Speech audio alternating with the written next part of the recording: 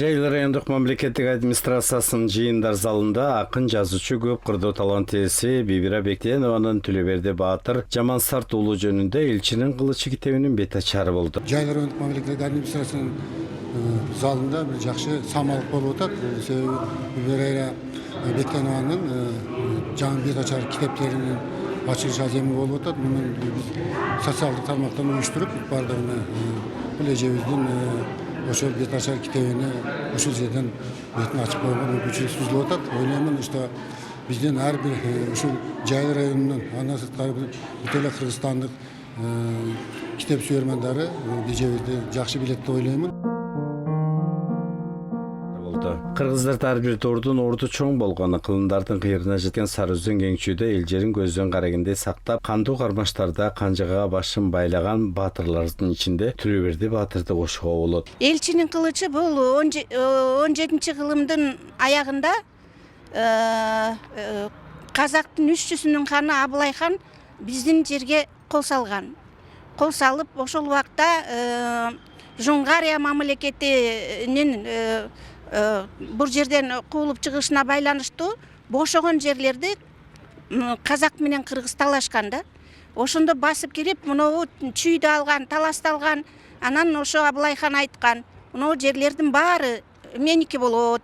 Ошол кездин тили менен айтканда,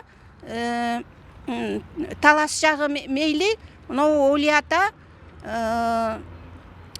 ушу тиги Сары Токум ошондо кыргыз жеринин жарымыс эле ошо Абылайга кетип кала турган болуп атат да. Ошондо Жаман Сарт уулу Түлөбердини кыргыз бийлери ошо сенин тилиңден келет, сөзүңдөн келет, Абылайды сөзгө жыга аласың деп ошо Абылайга элчиликке жиберген. Түлөберди Баатырдын алгачкы элчилиги кыргыз-казак мамилесинен кескин курчуп кетишине байланыштуу болгон. 18-кылымдын орто ченинде Жунгар ханды калсырап, Эленин чыгышына карай чегинген. Маматкул би, Кошой би жана Эсенкул Баатырдын демилгеси менен кыргыздар 9 туру кетментөөдөн чүйдү карай көчө баштаган. Ал убакта окуу, жазуу барбы, жокпу, көпчүлүгү жанагындай билими жок адамдар болгон. Бирок ошого карабастан биздин ата бабаларыбыз биздин чекти коргоп, элибизди, жерибизди коргоп, ошонун ичинде мына азыр элчинин кылычында кыргыз менен казактын ынтымагын коргоп келди. Бул эмне деген баягы көнөргүс мурас, эмне деген окуя, эмне деген роман, эмне деген чыгарма. Буга көпчүлүк маани бербейт. Чыгармачылыкта баягы ичи тардык, көрө албастык деген көп болот. Бирок чындыгында Бибира Бектенованын изилдөөсү, Бибира Бектенованын көркөм адабияты бул жаңы өңгүттө, жаңыча жаралып, анан такталып тарыхый жагынанчы баягы тарыхый архивтердеги ата бабабыздын баскан жолун ушунчалык изилдеп тактап жазганда, болжолдуу түрдө жазып, же болбосо көркөм адабиятка айландырып ийип, ойлоп таап, кандайдыр бир окуяны ойлоп киргизген жок. Жазуучу Бибира Бектенова 1956-жылы Чүй облусунун Панфилов районунда Кумарык айылында төрөлгөн. Жазуучу катары 5 тарыхый романдарды жаратуу менен бирге кыргыз адабиятында чыгармалары менен белгилүү. Анын ар бир жазылган чыгармасы окурман үчүн жеңил жана түшүнүктүү жазылган. Айтамга деген тарыхый романы 2015-жылы чыккан. Ошондон бери үстөккө босток иштөөнүн үстүндө ушундай бир күчүрмөндүк иштин негизинде бүгүн 5-чи тарыхый роман жазып отурат. Бул эжекенин дегеле адам баласы бул дүйнөдө өзүнүн ата тегин, дегеле буга чейинки тарыхын, ошолордун жасаган иштерин билип, сыймыктануу менен жашаса, ошондо гана биздин көңүлүбүз өсүп, жакшы бир эрдиктерге, жакшы бир иштерди аткарууга шыктанабыз да.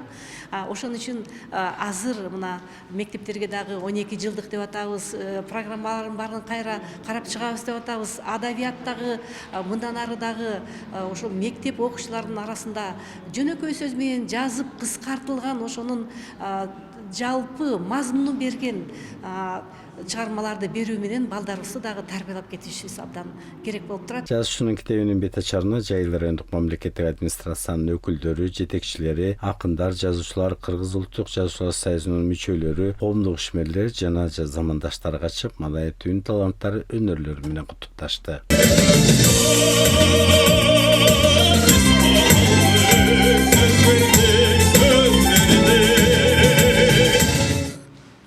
биз кумарыкта турабыз.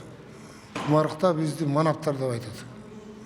Илгери ошол кумарыкты негиздеген биздин Жамбагыш деген атабыз Байсейиттин уулу да. Анан бул карындашым тарыхтагы романдарга кайрылып калган себеби өзүнүн ата тегин изилеген деп ойлойм мен. Анан мына азыркы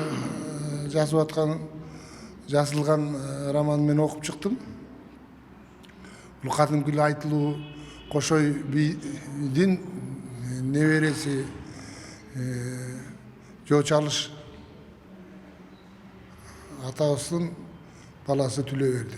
Бибира Бектенова Байтик Батыр айтамга өңдүү бир катар тарыхый чыгармалардын автору, президенттин Ардак грамотасынын ээси жана ошондой эле Европа гильдиясынын мүчөсү. Жазуучунун чыгармалары эл ичинде жашап, ага ийгиликтерди каалайбыз.